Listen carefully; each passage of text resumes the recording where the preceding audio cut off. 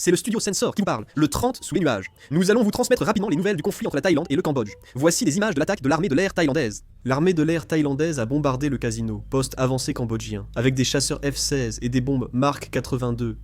Actuellement, l'armée thaïlandaise a décrété l'état d'alerte maximal. On rapporte que l'armée cambodgienne construit en réponse des bunkers supplémentaires. Cette vidéo montre un garage et des véhicules brûlés après une attaque de l'armée thaïlandaise. D'après la British Broadcasting Corporation, 3 civils ont été blessés. Il s'agit du complexe Usmak en Cambodge, connu pour être un centre criminel.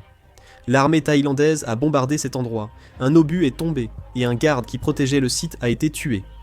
Cependant, les victimes de la traite des êtres humains n'ont pas été secourus, seuls les bâtiments ont été bombardés. Ici aussi, après l'attaque de l'armée thaïlandaise, toute la maison a été complètement incendiée, il ne reste que de la fumée. On voit l'armée cambodgienne transporter un canon sans recul pour attaquer la Thaïlande. Il semblerait qu'ils utilisent quand des munitions fournies par la Chine.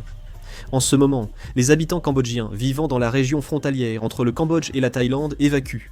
On les voit fuir à bord de divers tracteurs, motos et véhicules. Un très grand nombre de personnes sont en déplacement.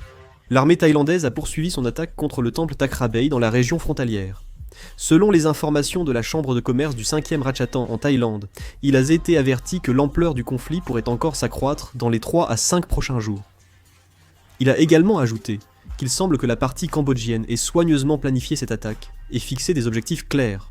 Environ 75% des habitants de la région frontalière ont déjà évacué. Cet incident aura un fort impact sur l'économie locale.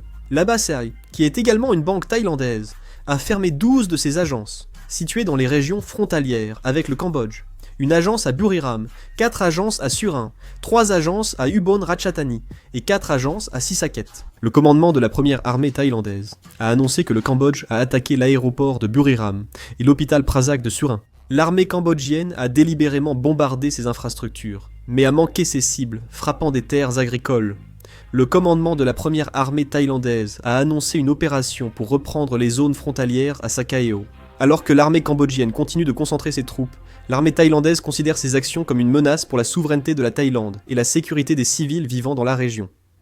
Pour y répondre et protéger la souveraineté thaïlandaise, elle a lancé une opération militaire.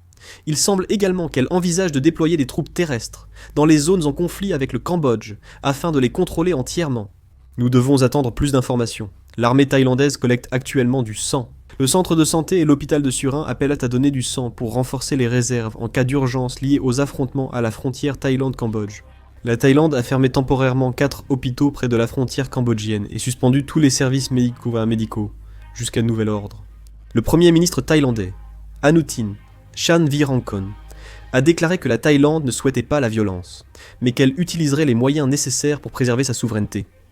Il a également exhorté la population à faire confiance aux capacités du gouvernement et de l'armée. Le premier ministre malaisien a appelé à la retenue entre la Thaïlande et le Cambodge. Anwar Ibrahim, premier ministre de Malaisie, a exhorté lundi les 2 pays à faire preuve de retenue après l'escalade du conflit entre la Thaïlande et le Cambodge, soulignant que les efforts prudents qu'il a menés pour une trêve risquent d'être anéantis par les combats. Il a prévenu. Si d'autres infos arrivent, je ferai une vidéo. Merci, c'est la fin.